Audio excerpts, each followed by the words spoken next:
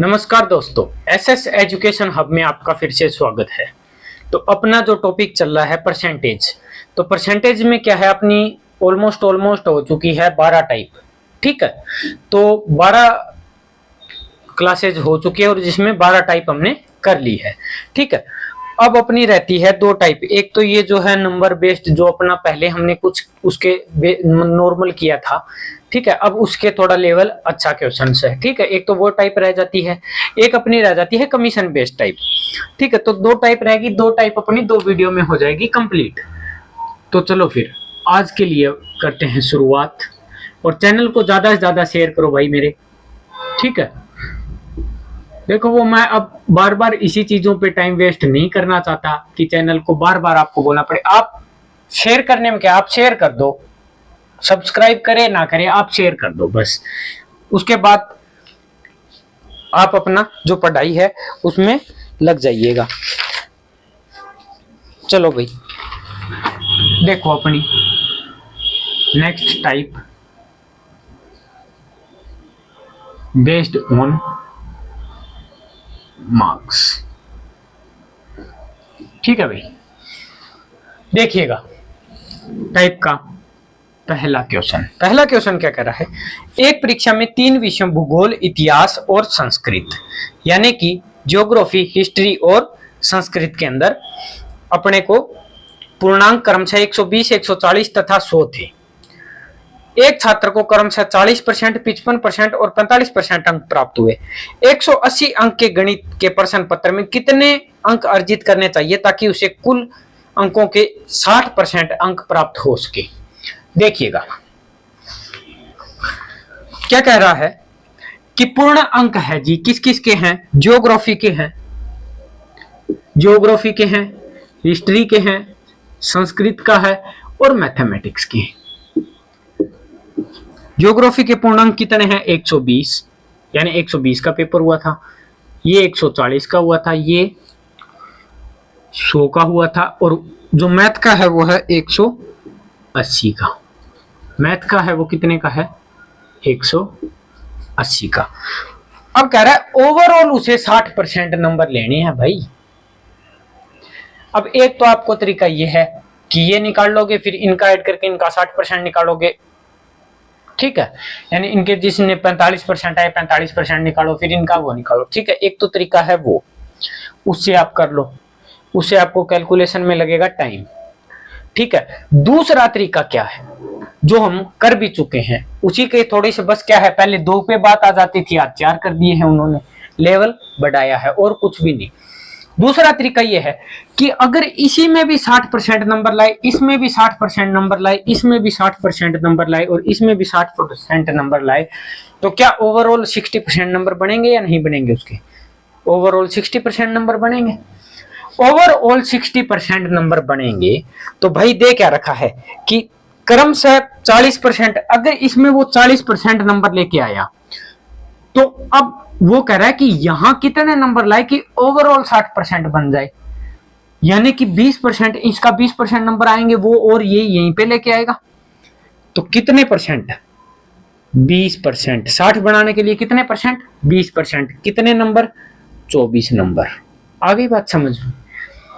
दूसरे में लेके आया है वो 55%, तो कितना परसेंट भाई, 5%। कितना परसेंट, 5%। 5% होता है 1/20, यानी 7 नंबर। कितना नंबर, 7 नंबर। यानी कि ये नंबर है ना वो 60% से कम लेके आया है। 40% लेके आया था तो ये 24 नंबर अगर और आते तो वो उसके 60% हो जाते। अगर वो 7 नंबर और लेके आता, जितने नंबर लिए उसे 7 नंबर और लेके आता तो उसे 60% हो जाता। और तीसरे में वो लेके आया 45%, तो कितना हो गया भाई, 15%। तो कितने नंबर, 15 नंबर। और इसमें उसको कितने लेके आने हैं, ये टोटल 60 हो गया, इसमें उसे कितने लेके आने हैं, 60%। कितना भाई, 60%। 60% लेके आना है तो 18 6 48 108। कितना भाई, 108। तो अब एक बात सोचो कि यहां तो वो अपना 60% लेके आया है, अगर वो 15 नंबर और लाता तो क्या यहाँ पे भी 60% ले आता। अगर वो 7 नंबर और ले आता तो क्या यहाँ पे भी 60% ले आता। अगर वो 24% नंबर और लाता तो क्या यहाँ पे भी 60% ले आता? एग्जैक्ट बात है कि वो अगर ये इतने इतने नंबर और लाता तो पूरा 60-60% का रेशियो बन जाता। तो ये जो नंबर हैं अब इनमें तो आ गए, ये नंबर कवर कहां करेगा? वो इसी सब्जेक्ट के अंदर तो करेगा कवर। तो 108 तो उसको लाने हैं मैथ में 60% बनाने के लिए। 15 7 22 और 24 यानी 46 नंबर ये भी उसे लेके आने हैं। कितने नंबर? 46 नंबर भी वो मैथ में ही कवर करेगा, तब जाके ओवरऑल उसे 60% मिलेगा। तो कितने नंबर?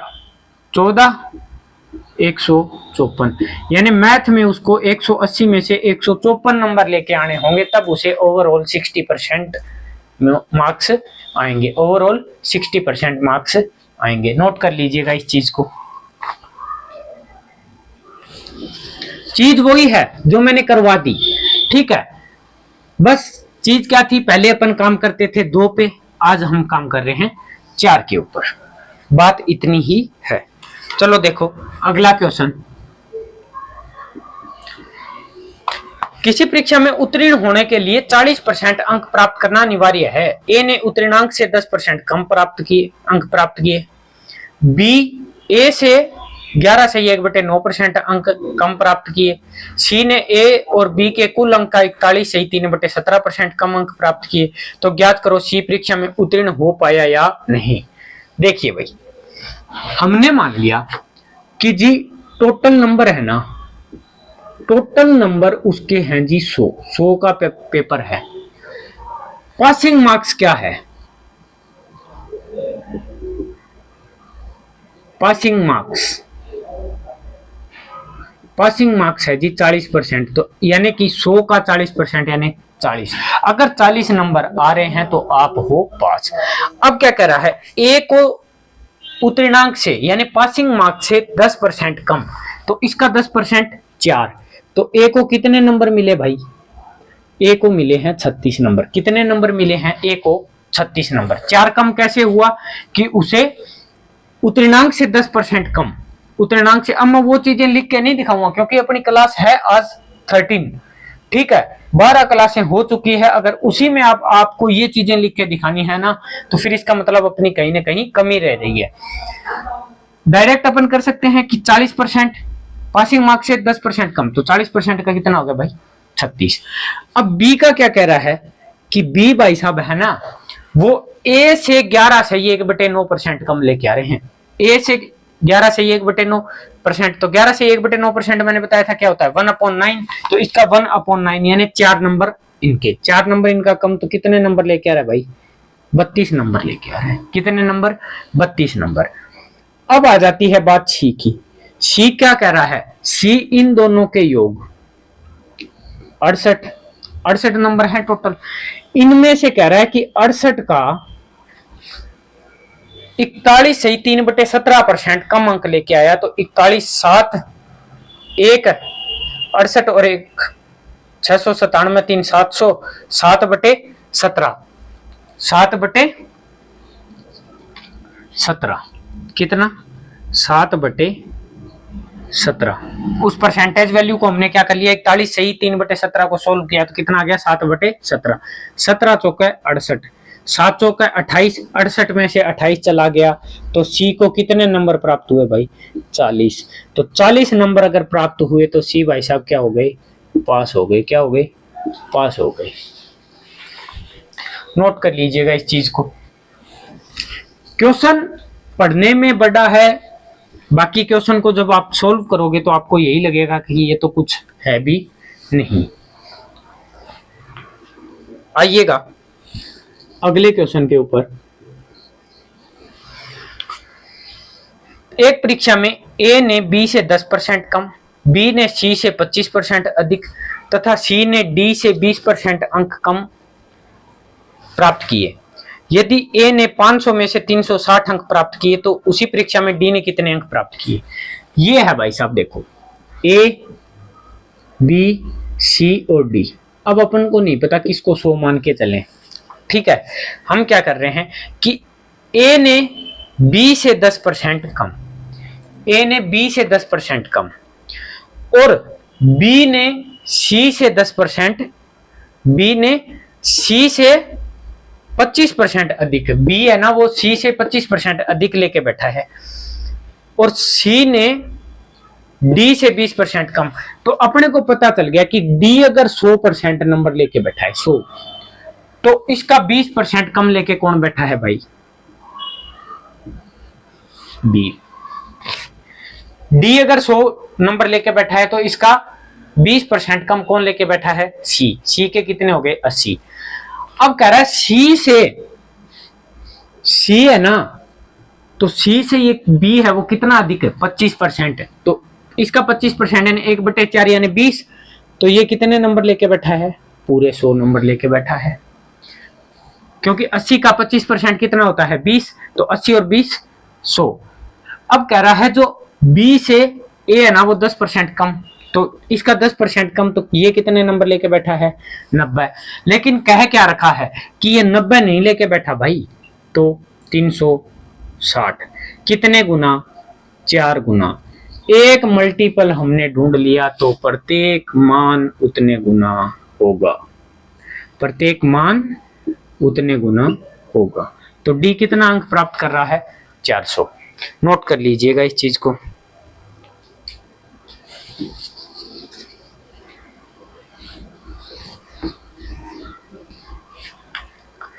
आइए अगले क्वेश्चन के ऊपर। एक परीक्षा में रमन को रोहित से 25 अंक कम प्राप्त होते हैं, रोहित सोनिया से 45 अंक अधिक प्राप्त करता है, रोहन को 75 अंक मिलते हैं, सोनिया से 10 अधिक, रवि को अधिकतम अंकों से 50 अंक कम मिलते हैं। तो ज्ञात कीजिए रवि ने कितने प्रतिशत अंक प्राप्त किए यदि उसे रमन से 34 अंक अधिक मिले हैं। अब पहले तो इनका नाम लिख लो भाई, ये है रमन, ठीक है। फिर कौन आ रहा है? रमन के साथ आ रहा है जी रोहित, रोहित सोनिया या सानिया जो भी है, ठीक है भाई। सानिया के बाद है जी रवि, रोहन, रोहन रह गया ना, रोहन और रवि, और रवि ये हैं। अब देखो क्वेश्चन को वापस पढ़ो कि एक परीक्षा में रमन को रोहित से 25 अंक प्राप्त होते हैं, कितने अंक? 25 अंक कम प्राप्त होते हैं। रोहित को सोनिया से 45 अंक अधिक प्राप्त होते हैं। अब अपने को यहां तो ये पता चल गया कि इससे 45। अब अपने को क्या पता अभी किसकी क्या वैल्यू रखें, अभी तक कोई फिक्स नहीं है। और रोहन को 75 अंक मिलते हैं। यहाँ पे अपने को एक ट्रिक मिल गई, क्या कि इस भाई साहब को 75 अंक मिले हैं, हमें नहीं पता टोटल एग्जाम कितने का है, कितना क्या है, लेकिन इसको नंबर 75 प्राप्त हुए हैं। जो सोनिया से 10 अधिक हैं, यानी जो नंबर प्राप्त हुए हैं वो सोनिया से 10 अधिक हैं। अगर यहां से यहाँ पे अधिक है तो यहाँ से यहाँ उल्टा किस पे? कम। तो यानी सोनिया कितने नंबर कम लेके बैठी है? 10। 10 नंबर कम तो कितना भाई? 65। कितना? 65। अब पीछे चलो वापिस। रोहित सोनिया से 45 अंक अधिक, सोनिया से 45 अंक अधिक कौन लेके बैठा है? रोहित भाई साहब। तो 45 अधिक तो 5 5 10 10 110, 110 नंबर लेके बैठा है रोहित। अब क्या कह रहा है? रमन को रोहित से 25 अंक कम प्राप्त हुए, इससे 25 अंक, तो 10 तो ये चले गए, 15 हो गए, कितने? इसे प्राप्त हुए जी 85 अंक। कितने? 85 अंक। और अब अपन आ जाते हैं किसके ऊपर? एक तो मैक्सिमम नंबर पे। किस पे? Maximum number. मैक्सिमम नंबर कितना है हमें नहीं पता जी कितना है, लेकिन जितने रवि के हैं ना उससे 50 तो अधिक हैं, क्योंकि उसके मैक्सिमम से 50 कम नंबर आए हैं। अब क्या क्या रखा है नीचे की लाइन में कि रमन से 34 अधिक, रमन के कितने आए भाई?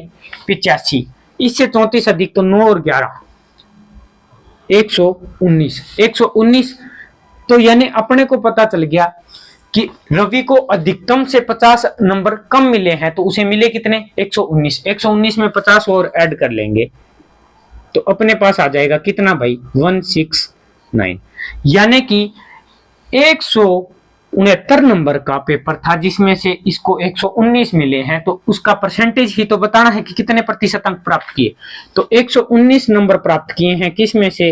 169 में से, इनटू में कर देंगे 100, ये जाएगा 13 पे और ये जाएगा 7 पे।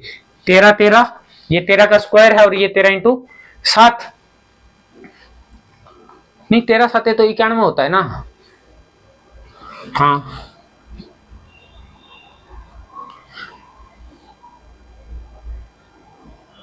ये जाएगा फिर 13 पे जा रहा है, 13 गुणा 13 तो ये 17 पे तो जा रहा है। रुको,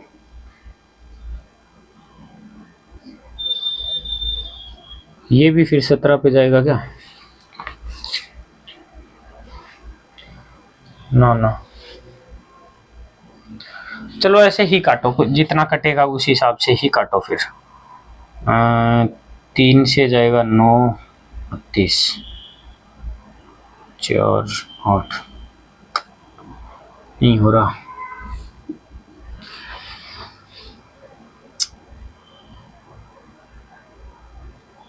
चलो इसका अप्रोक्स मैं बता देता हूं आपको कि यहाँ है 170, यहाँ है 120, एक दो ऐड ऑन कर लो, 120 170 और 120, ठीक है। तो कैंसिल आउट 0 0, 12 बटे 17, 1200 भाग 17, 120 17 7, ठीक है। 119, 17 7 119, ठीक है ठीक है। 70.41 के समथिंग समथिंग इसका बैठेगा मेरे हिसाब से तो, ठीक है। कितना? 70.41%। नोट कर लीजिएगा इस चीज को। बाकी इसके अंदर जो ऑप्शन है 60 85 70 और 65, तो अपन डायरेक्ट क्या करेंगे 70%। कितना? 70%। नोट कर लीजिएगा।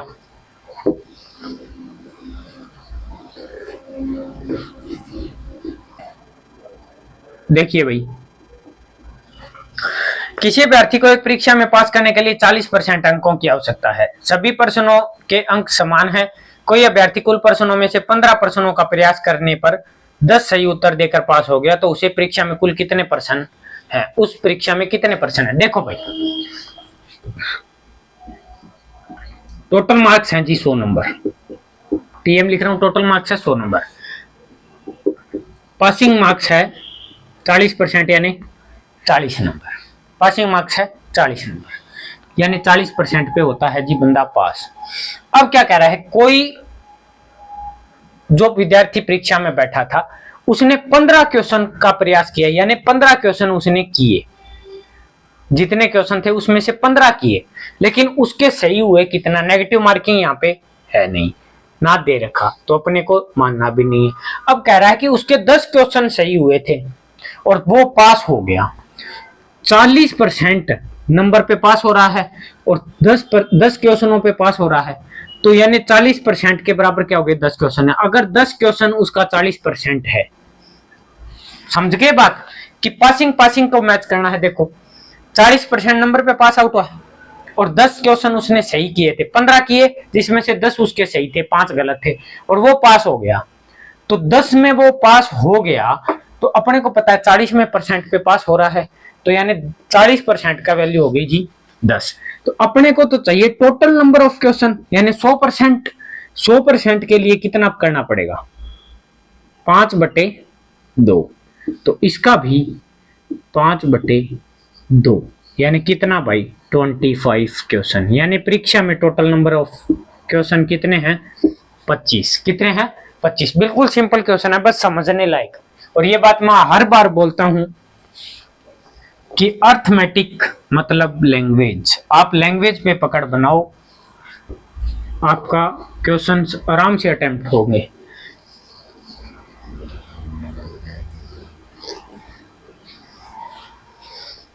आओ भाई नेक्स्ट क्वेश्चन के ऊपर। नेक्स्ट क्वेश्चन अपना क्या कह रहा है, एक परीक्षा में 50% छात्र गणित में फेल हुए। ये वही आ गया, कौन सा? जो वेन डायग्राम वाली टाइप हमने की थी, उसी टाइप का लेवल ग्रो अप करके है। ठीक है, Venn diagram based on marks ही है। क्या कह रहे हैं, देखो एक परीक्षा में 50% छात्र गणित में फेल हुए, 55% छात्र इंग्लिश में फेल हुए तथा 40% छात्र हिंदी में फेल हुए।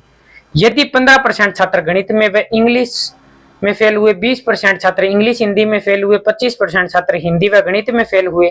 यदि 10% छात्र तीनों विषयों में फेल हुए तो तीनों विषयों में पास हुए छात्रों की प्रतिशत ज्ञात करो। देखो भाई, पहले हमें क्या करना है, देखो इन क्वेश्चनों को अटेम्प्ट करने के लिए हमने लिखा कि मैथ में कितने फेल हो रहे हैं भाई। मैथ में हो रहे हैं जी टोटल 50% बच्चे। उसके बाद आता है इंग्लिश, इंग्लिश में हो रहे हैं 55%। कितने? 55%। उसके बाद है हिंदी, हिंदी में है 40%। कितना? 40%। अब बात कर लेते हैं 15% है जो मैथ और इंग्लिश में फेल हैं। मैथ और इंग्लिश में फेल हैं टोटल कितने? 15%। 20% है जो इंग्लिश और हिंदी में फेल हैं। इंग्लिश और हिंदी में फेल हैं कितने भाई? 20%। अब क्या कह रहा है? 25% है जो हिंदी और मैथ में फेल हैं। हिंदी और मैथ में फेल हैं वो कितने हैं भाई? 25%। आगे बात समझ में। अब क्या कह रहे हैं? और हिंदी, गणित और इंग्लिश तीनों विषयों में 10% है। हिंदी, मैथमेटिक्स और इंग्लिश के अंदर 10% स्टूडेंट हैं वो क्या हैं? फेल हैं। तो तीनों विषयों में पास छात्रों की संख्या ज्ञात करो, प्रतिशत ज्ञात करो। यानी ज्ञात किसकी करनी है? तीनों विषयों के अंदर, तीनों विषयों के अंदर पास आउट होना चाहिए। ऐसे नहीं एक विषय में भी फेल, तीनों विषयों में। तो अपने को वही वेन डायग्राम बनाना है। पहले हमने किया था 2 पे, आज काम करेंगे 3 के ऊपर।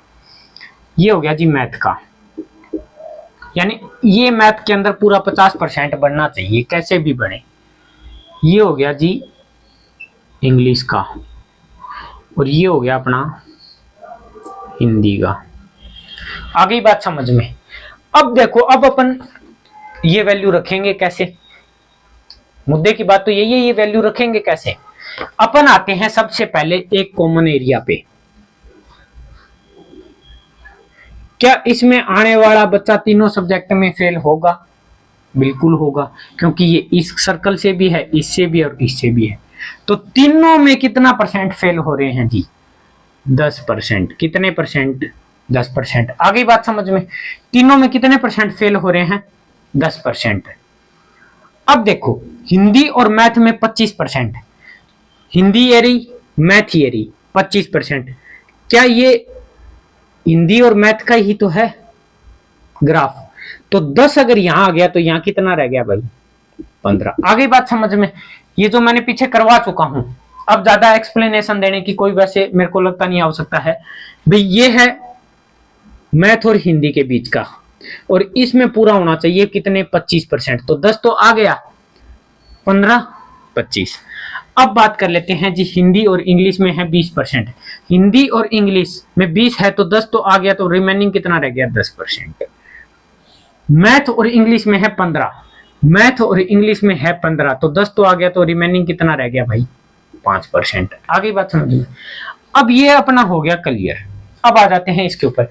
हिंदी में ओवरऑल फेल कितने हैं भाई? 40%। तो हिंदी का आप चेक करो सर्किल, तो हिंदी के सर्किल में 10, 10, 20 और 15, 35। 35 तो आ गया, तो ओवरऑल तो 40 है, तो कितना रह गया भाई? 5%। यानी ये 5% वो बच्चे हैं जो सिर्फ हिंदी में फेल हैं। आगे बात समझ में। अब आ गया इंग्लिश में 55%। इंग्लिश का ग्राफ चेक करो। ग्राफ चेक किया तो 10, 10, 20 और 5, 25। 25% आ गया, तो 55 में से 25 आ गया, तो कितने परसेंट भाई? 30%। मैथ में ओवरऑल कितने हैं जी? 50%। 50 में से 15, 5, 20 और 10, 30 आ गया, तो कितना परसेंट भाई? 20%।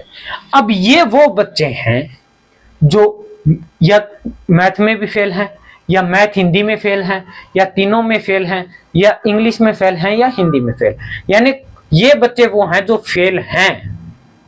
ठीक है, ये परसेंटेज वैल्यू कौन सी है? जो फेल है। अब अपने को बात किसकी करनी है? हमें तो चाहिए जी पासिंग, और पासिंग अगर निकालना है तो 100% अगर बच्चे हैं उनमें से फेल जितने हुए हैं वो निकाल देंगे तो पास बचेगा।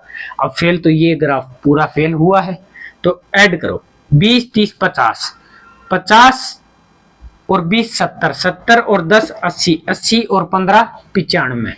भाई 95% जनता फेल है, तो कितनी परसेंट पास होगी?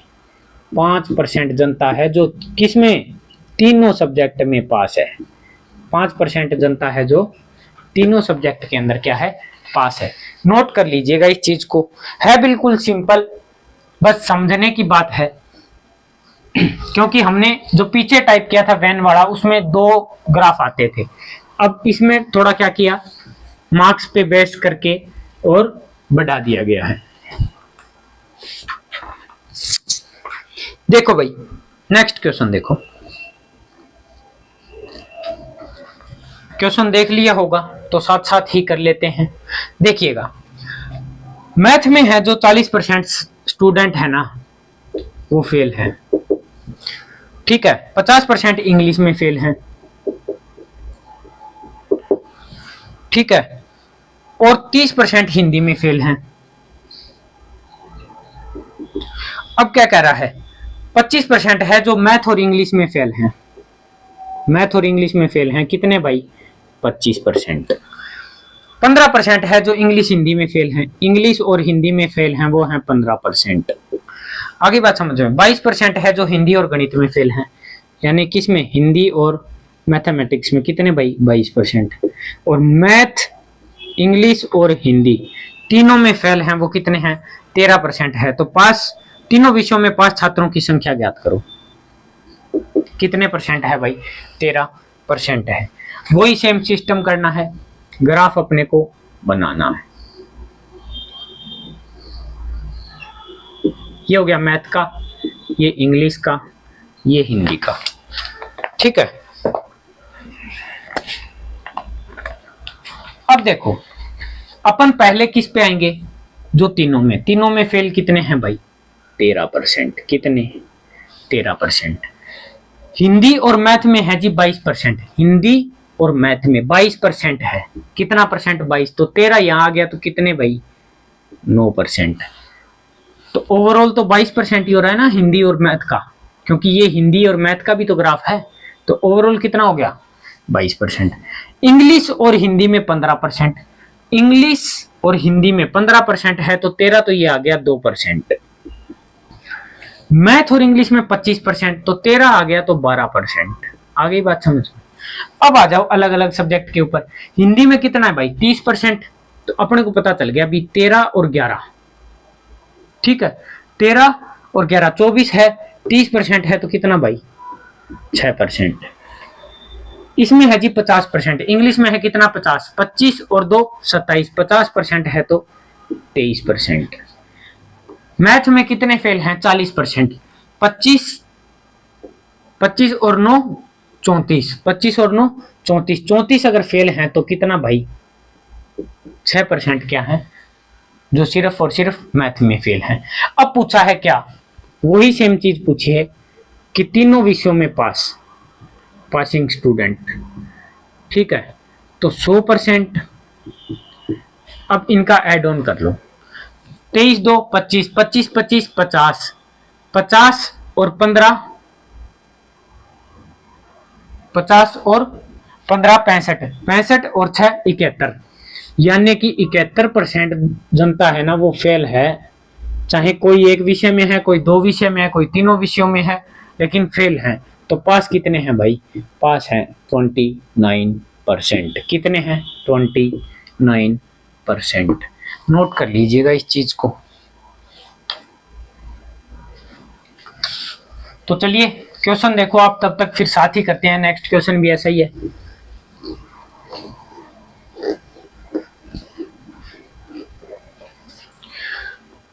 पढ़ लिया होगा क्वेश्चन, चलो आओ फिर। एक परीक्षा में 30% गणित में फेल है। 30% है भाई गणित के अंदर फेल। 45% इंग्लिश में है।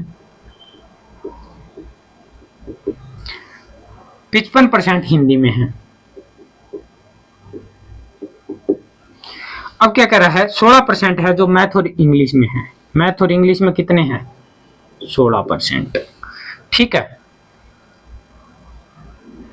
20% है जो इंग्लिश और हिंदी में है, और 22% है जो हिंदी और मैथमेटिक्स में है, और 9% है जो तीनों में है, और पूछा है तीनों विषयों में पास हुए छात्रों की संख्या ज्ञात करो। बना लो भाई ग्राफ अपना। मैथ, इंग्लिश और हिंदी। बताओ ओवरऑल तीनों में फेल कितने हैं भाई? 9%। अब देखो मैथ और हिंदी में है 22, तो 9 अगर फेल है, 9% आ गया मैथ और हिंदी में, तो कितने रह गए? 13%। हो गया पूरा 22।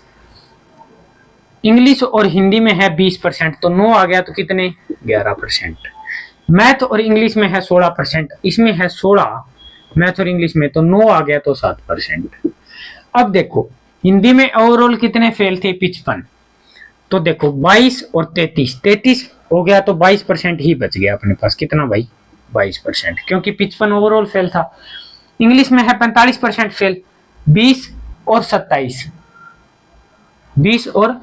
बच गया कितना भाई? 18%। कितना? 18%।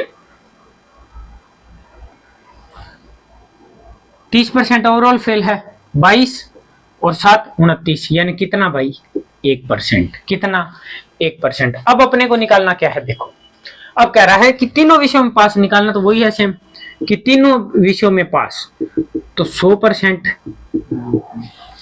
अब एड ऑन कर लो 40, 50, 50 और 70 और एक 71%। कितना परसेंट? 71। गलती हो रही है क्या कहीं? 40 और 20 60, 60 और 20 80 और एक 81। कितना? 81%। तो पास कितने हुए हैं भाई? 19%। कितने? 19%। नोट कर लीजिएगा इस चीज को।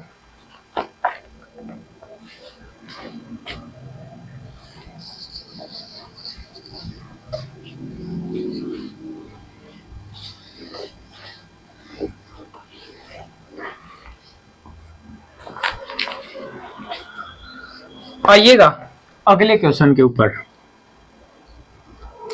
अगला क्वेश्चन क्या कह रहा है? शीशा ऐसा के एक खान में 60% धातु है, चांदी का प्रतिशत धातु का 3/4% है और शेष शीशा है। यदि खान में 8000 किग्रा ऐसक निकला तो उसमें कितने किग्रा शीशा है? करो आप।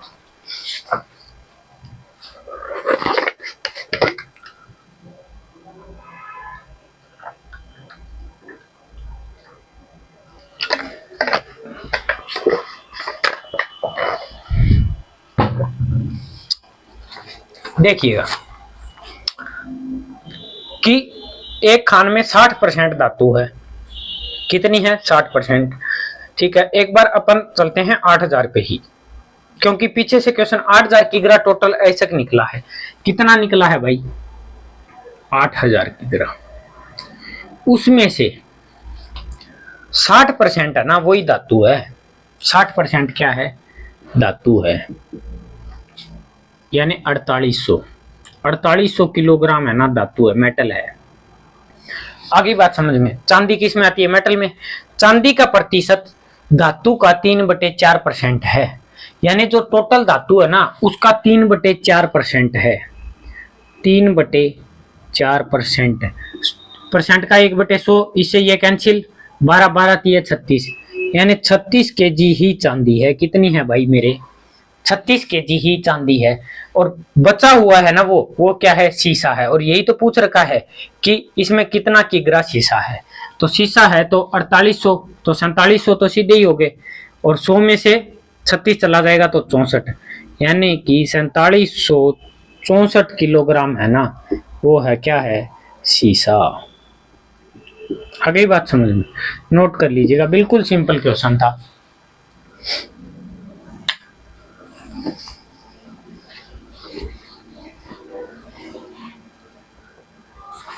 आइए अगले क्वेश्चन के ऊपर। अगला क्वेश्चन क्या कह रहा है? कोलकाता के किसी एक स्थान से बस का किराया तथा ट्रेन का किराया 20 और 30 है, यानी ट्रेन महंगी है भाई कोलकाता से। ठीक है, ट्रेन के किराए में 20% की तथा बस के किराए में 10% की वृद्धि हो तो नए ट्रेन का किराया और बस का किराया अनुपात ज्ञात करो। तो ट्रेन और बस का ही अनुपात ज्ञात करना। अब क्या है, कई बार ऑप्शन जैसे इसमें दे रखे हैं ऑप्शन, बस का आगे है, ट्रेन का पीछे, वो ऑप्शन गलत हो जाएगा। तो अपने को निकालना किसका है, ट्रेन का और बस का, यही तो निकालना है। इन्होंने यही तो दे रखा है कि नए ट्रेन का किराया और नई बस का किराया अनुपात। पहले क्या लगता था भाई, बिफोर पहले लगता था जी ट्रेन का तो 30 रुपया और इसके 20 रुपए, ठीक है। अब क्या कह रहा है, ट्रेन में तो 20% की बढ़ोतरी हो गई, 20% यानी 1/5, तो 5 36 यानी कितना हो गया 36। अब लग गया भाई, ये है आफ्टर, या न्यू भी लिख सकते हो आप कि नया किराया है, ये ओल्ड है। और इसमें हुई है 10% की वृद्धि, 10% की हुई है ना, हाँ 10% की वृद्धि, 10% की वृद्धि हुई है तो 2 रुपए की, यानी कितने की भाई 22। और रेशियो अपने को पूछ रखा है तो 36 22, 2 से काटो 18, रेशियो 11। यही तो कहा है कि नए मूल्यों का अनुपात ज्ञात करो, तो 18:11। ऑप्शन में 11:18 आप निकाल लो जल्दबाजी में, और 11:18 ऑप्शन में भी मिलेगा। आप उसको और दोगे वो गलत होगा, ये सही होगा, क्योंकि आपको चेक करना है कि पहले किसका नाम दे रखा है और फिर किसका नाम दे रखा है।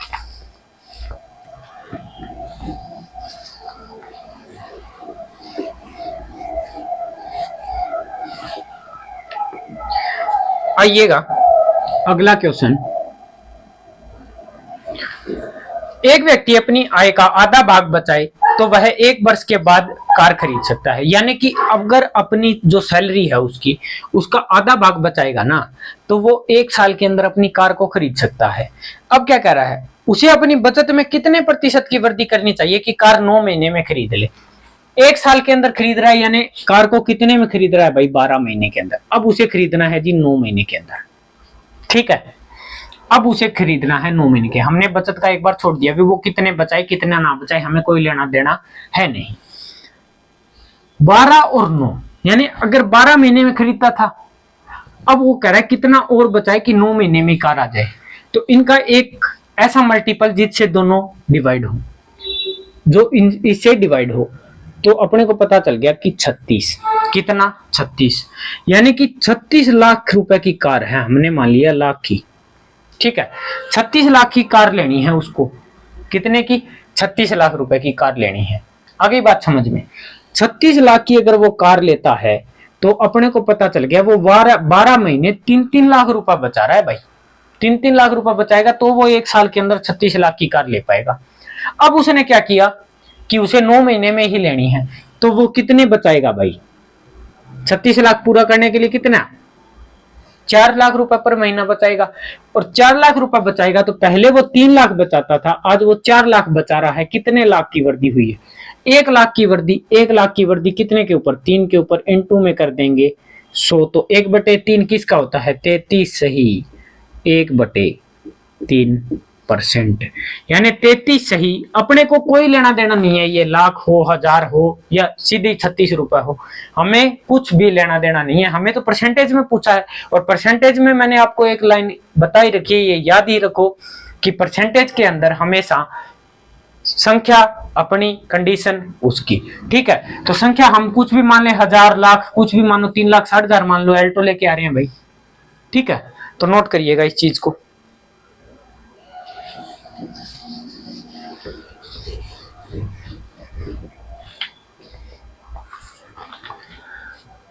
देखिएगा अगला क्वेश्चन। अगला क्वेश्चन क्या कह रहा है, ट्रेन में उतने ही डिब्बे हैं जितने की प्रत्येक डिब्बे में सीट है। यानी कि अगर उसमें 10 सीट है ना एक डिब्बे के अंदर, तो 10 ही डब्बे ट्रेन के अंदर है। अगर 20 सीट है तो 20 डब्बे, 15 है तो 15, 40 है तो 40। आगे बात समझ में, एक डिब्बे में 15 व्यक्ति हैं, जो उसकी क्षमता का 55 सही 5/9% है। अपने को 55 सही 5/9% देखते ही एक चीज समझ में आ गई, क्या कि ये 5 से अगर गुणा करें तो 11 से 1/9% है या नहीं। 11 से 1/9% होता है, 1/9, और गुणा किसे किया गया, 5 से, तो यानी कि 5/9 है। यही तो कह रहा है कि जो 15 व्यक्ति है ना, वो 55 सही 5/9% है। तो 55 सही 5/9% है, यानी अगर 9 व्यक्तियों की सीट है ना, तो वो 5 हैं, ये कह रहा है भाई 5 नहीं है तो 15 है। एक मल्टीपल हमने ढूंढ लिया तो प्रत्येक मान उतने गुना होगा। यानी कि अपने को पता चल गया क्या कि भाई साहब 15 व्यक्ति हैं जो 55 से ही 5/9% है, लेकिन टोटल सीट कितनी है उस डिब्बे के अंदर? 27 सीट है। अब अपने को पता चल गया कि 27 सीट है, तो 27 सीट है तो एक पहले देर का था कि जितनी सीट है उतने ही डिब्बे हैं, तो 27 सीट है तो 27 ही आदमी उसके अंदर आ सकते हैं भाई एक डब्बे के अंदर। और 27 डब्बे तो 27 इंटू में 27 कर सकते हैं। अब मैं पूछूं कि पूरी ट्रेन में कितने आएंगे, तो आप कहोगे जी 27 इंटू 27 यानी 729। 27 किसके होगी? 729। 729 लोग आ सकते हैं। अब क्या कह रहा है कि 22 से ही 2/9% स्थान हमेशा के लिए रिक्त रहता है। यानी 22 से ही 2/9%, यानी कि 2/9%। कितना? 22 से ही 2/9% है तो वही 2 का गुणा। ये कितना है? 9 की वैल्यू 729। कितने गुना? 81 गुना। तो 9 अगर सीट है तो 2 हमेशा खाली रहती है, हमेशा खाली रहती है। तो या तो अपने को अब निकालना क्या है इसमें? अधिकतम यात्रियों की संख्या, यानी जो अधिकतम यात्री बैठे हैं वो कितने हैं? 22 से ही 2/9% खाली रहता है हमेशा। तो अधिकतम यात्री अपने को निकालने हैं। अधिकतम यात्री निकालने हैं तो अपन या तो 2 से गुणा करो तो भी वो आएगा। लेकिन अगर भाई 2 में से 9 सीट है जहां 2 नहीं बैठे कितने हैं? 7। कितने बैठे हैं? 7। तो 9 नहीं बैठे, 9 की जगह कितने आ सकते हैं? 81। 729 कितने गुना? 81 गुना। तो एक मान हमने ढूंढ लिया तो प्रत्येक मान उतने गुना होगा। यानी कि अधिकतम संख्या कितनी भाई? 567। कितनी भाई? 567। बिल्कुल सिंपल क्वेश्चन है, नोट कर लीजिएगा। तो चलिए फिर आज यहीं तक। और अब अपनी एक टाइप रहती है कमीशन बेस, वो नेक्स्ट क्लास में हो जाएगी कंप्लीट। उसके बाद अपन देखते हैं कोई नया टॉपिक। ठीक है, तो आज के लिए इतना ही, बाकी मिलते हैं अगली क्लास में। तब तक के लिए धन्यवाद। Thank you, thanks a lot.